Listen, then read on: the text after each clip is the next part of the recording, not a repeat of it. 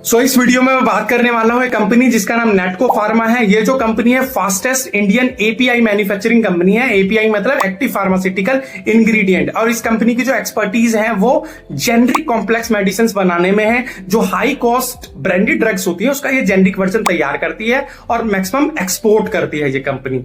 दूसरी बड़ी स्ट्रेंथ इस कंपनी की क्या है, क्योंकि ये जेनरिक कॉम्प्लेक्स मेडिसिन बनाती है तो वो कॉम्पिटिटर्स के लिए एक एंट्री बैरियर क्रिएट कर देता है। तीसरी बड़ी चीज कंपनी के बारे में है कि इनकी जो आर&डी कैपेबिलिटीज है वो बहुत जबरदस्त है। ये कंटिन्यूअस बेस पर आर&डी पर इन्वेस्टमेंट करती है, जिसके थ्रू इन्होंने अपने प्रोडक्ट्स की एक पाइपलाइन तैयार की है जिसमें बायोसिमिलर्स भी हैं, स्पेशलिटी ड्रग्स भी हैं और जो नोवल मॉलिक्यूल्स होते हैं वो भी हैं।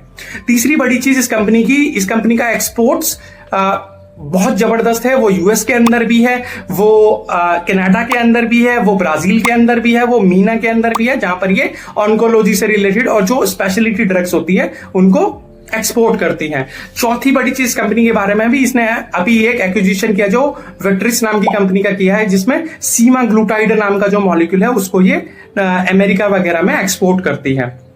चौथी बड़ी चीज इस कंपनी के बारे में भैया, इसकी जो इंट्रिंसिक वैल्यू है वो 1350 रुपए की है और जो एक्चुअल कॉस्ट चल रही है, जो स्टॉक का प्राइस चल रहा है वो 770 रुपए करीब चल रहा है, जो कि एक बहुत अच्छी बात है किसी स्टॉक के लिए। और जो स्टॉक है वो अपने बुक वैल्यू के 2 गुने पे ट्रेड कर रहा है, यानी कि पूरी तरह से अंडर वैल्यूड है। और तीसरी बड़ी चीज, इस स्टॉक के पास में जो डेट है वो 270 करोड़ का है और उससे कहीं गुना रिजर्व पड़े हुए हैं जो 7,500 करोड़ के हैं, जो इसको एक पोटेंशियल स्टॉक बनाते हैं। और अगर हम इसकी वीकनेस की बात करें कि ये स्टॉक क्यों इतना डिक्लाइन हुआ था 30% तक, तो उसका सबसे बड़ा रीजन है कि भैया जो ये ड्रग्स वगैरह यूएसएफडीए यानी यूएस वगैरह को बेचते हैं तो उसे यूएसएफडीए अप्रूव्ड करता है। यूएसएफडीए इंस्पेक्शन के लिए इनके यहाँ आया था तो उसने अपने रूल्स रेगुलेशन में थोड़े बहुत चेंज किए थे, जिससे क्या हुआ, इनका जो मैन्युफैक्चरिंग हुआ थोड़ा सा लेट हुआ और जो इनकी कन्वीनियंस फीस हुई वो थोड़ी सी कॉस्ट बढ़ गई थी।